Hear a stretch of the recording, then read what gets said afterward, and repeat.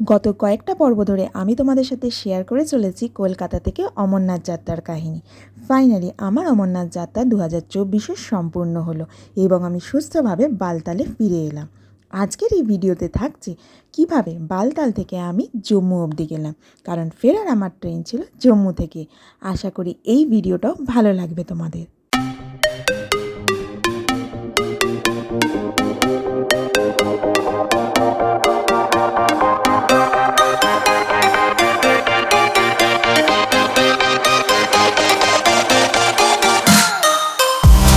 আজ আমরা বালতাল থেকে এই রুট দিয়ে পৌঁছে যাব হচ্ছে জম্মু। সোনমার্গ হয়ে শ্রীনগর হয়ে পৌঁছে যাব। পথে আমাদের পুলওয়ামা, অনন্তনাগ সবই পড়বে, যেগুলো আমরা শ্রীনগর থেকে আসার সময় এসেছিলাম। অনন্তনাগ থেকেই শুধু জায়গাটা ভাগ হয়ে গেছে। এই হচ্ছে সেই চন্দনবাড়ি, যেখান দিয়ে যাত্রা শুরু করে বালতাল অবধি গেছিলাম। তো চলো, এই সুন্দর প্রাকৃতিক সৌন্দর্য উপভোগ করতে করতে আমরা পৌঁছে যাব জম্মু। এই যে জায়গাটা দেখতে পাচ্ছ, এটা হচ্ছে সোনমার্গ। হ্যাঁ, এত সুন্দর প্রাকৃতিক সৌন্দর্য যে ভাষায় আমি বর্ণনা করতে পারছি না। যদিও কাশ্মীর ট্রিপ এটা না, কিন্তু বারবার জানি না হাতছানি দিচ্ছে যে আবার আসতে হবে এই প্রকৃতির কোলে, এই প্রাকৃতিক সৌন্দর্যকে উপভোগ করার জন্য। মন তো কিছুতেই মানছিল না যে এই প্রাকৃতিক সৌন্দর্যকে ছেড়ে দিয়ে চলে যেতে, কিন্তু কিচ্ছু করার নেই। বারবার মনে হচ্ছিল গাড়ি থামিয়ে এখানেই নেমে পড়ি, বলে দিই যে যাবো না, আমরা এখানেই থাকবো কিছুদিন এই প্রকৃতির বুকে। কিন্তু কিছু করার নেই, যেতে হবে, তবে নাকি এক নতুন অধ্যায় শুরু হবে। তবে কথা দিলাম আমি আবার আসবো ফিরে আমি কাশ্মীরে, এই সুন্দর উপত্যকা, এই সুন্দর প্রাকৃতিক সৌন্দর্যকে আপন করে নিতে, ভালোভাবে জানতে, ভালোভাবে বুঝতে কাশ্মীর আমাকে আবার আসতে হবে।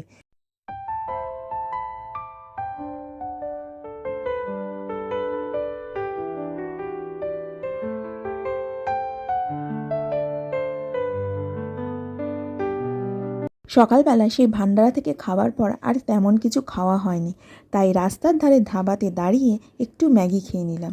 বেশি ভারী খাবার খেতে মন চাইল না, যদি আবার শরীরটা খারাপ হয়। আর এখন দেখো কি সুন্দর আকাশটা লাগছে। আজ সকালে কিন্তু বৃষ্টির জন্য দুটো রুটেরই যাত্রা বন্ধ ছিল, কিন্তু এখন দেখো ওয়েদারটা পুরো পরিষ্কার হয়ে গেছে। এই হচ্ছে পাহাড়ের ওয়েদার, কখনো মেঘ কখনো বৃষ্টি। যাই হোক, কালকে যাত্রা শুরু হলে বাবার অগণিত ভক্তরা আবার তার দর্শনের পুণ্য লাভ করবে।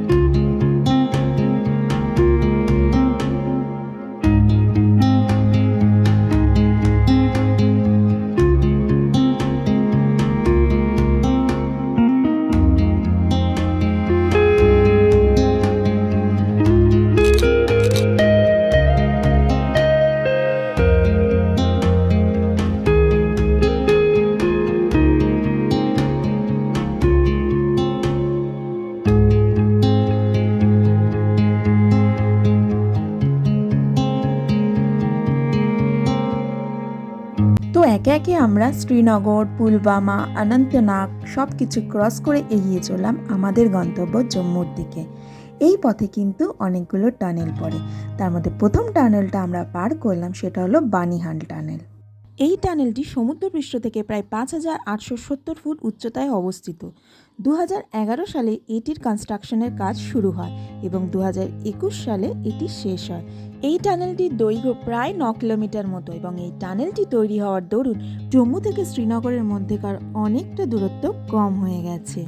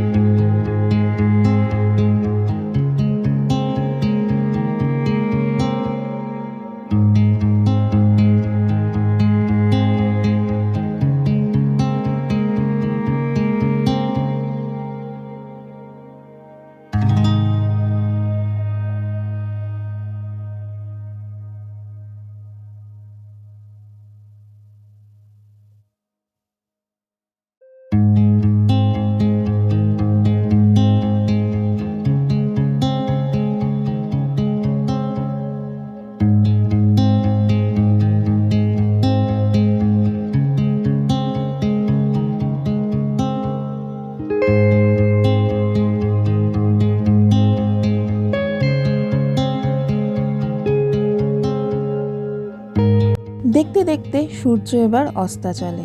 এখন ঘড়িতে সন্ধ্যে 7টা, আর হয়তো 2 ঘন্টার মধ্যে আমরা পৌঁছে যাব জম্মু। একটা কথা বলে রাখি, জম্মুর কিন্তু কোনো হোটেল আমি বুক করিনি। রাস্তায় যেতে যেতে গুগল দেখে আমি একটা হোটেল বুক করলাম, সেখানে গিয়ে আজ রাতে উঠবো।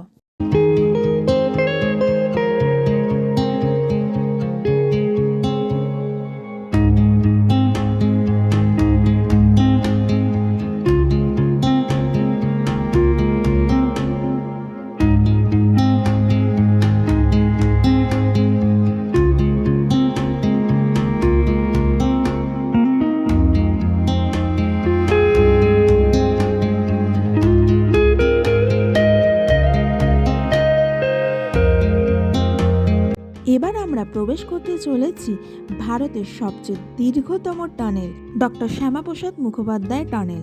এই টানেলটির দৈর্ঘ্য হচ্ছে প্রায় 9.2 কিলোমিটার মতো, এবং এই টানেলটি হওয়ার দরুন প্রায় 2 ঘন্টা মতো সময় কমে গেছে। এটি 2011 সালের জুলাই মাসে কাজ শুরু হয় এবং 2017 সালে এটির কাজ সম্পন্ন হয়, এবং তখন প্রধানমন্ত্রী নরেন্দ্র মোদী এসে এই সুড়ঙ্গটির উদ্বোধন করেন। মোবাইলে চার্জ না হওয়ার দরুন এরপর আর ভিডিও সেরকম করা হয়নি। রাতও হয়ে গেছিলো আর বাইরে দেখানোর মতো কিছুই ছিল না। আমরা প্রায় রাত 10টা নাগাদ জম্মুতে পৌঁছালাম। একটু লেট হলো কারণ আমরা শেয়ার ক্যাবে গেছিলাম, আর আমাদের সাথে যারা ছিল তারা প্রায় সবাই কাটরাতে নেমেছিল। তো কাটরা ঘুরে যেতেই আমাদের একটু সময় লেগেছিল। জম্মুতে আমরা ছিলাম দ্য রয়্যাল ইন হোটেল। খুব সুন্দর পরিষ্কার পরিচ্ছন্ন হোটেলটা, আমার তো দারুণ লেগেছে। এই হচ্ছে আমাদের রুম ছিল হচ্ছে ফার্স্ট ফ্লোরে। রুমেতে ঢুকেই বাঁদিকে একটা সোফা আর ডান দিকে এত বড় বেড, যেখানে 3 জনে আরামসে শুতে পারবে। পাশে যথারীতি সাইড টেবিলও রয়েছে, ফোন রয়েছে, চার্জিং পয়েন্ট রয়েছে। একটা কথা বলে রাখি, হোটেলের প্রত্যেকটা রুমই কিন্তু এসি রুম।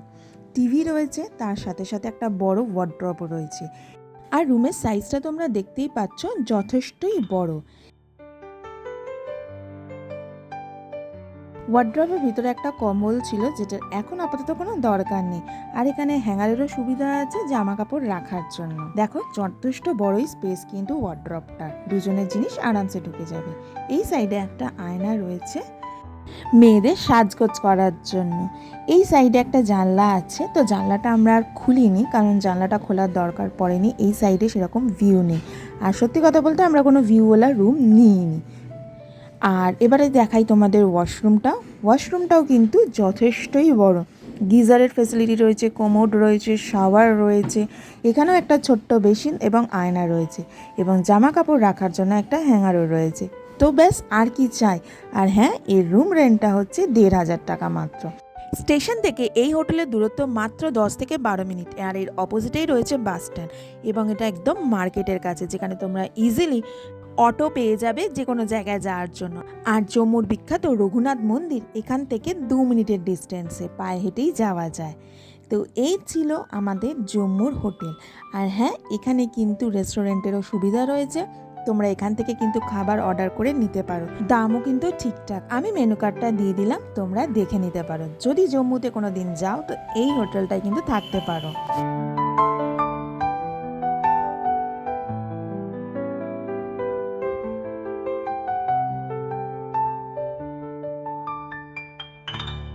তো এই ছিল আমার অমরনাথ যাত্রার সম্পূর্ণ কাহিনী।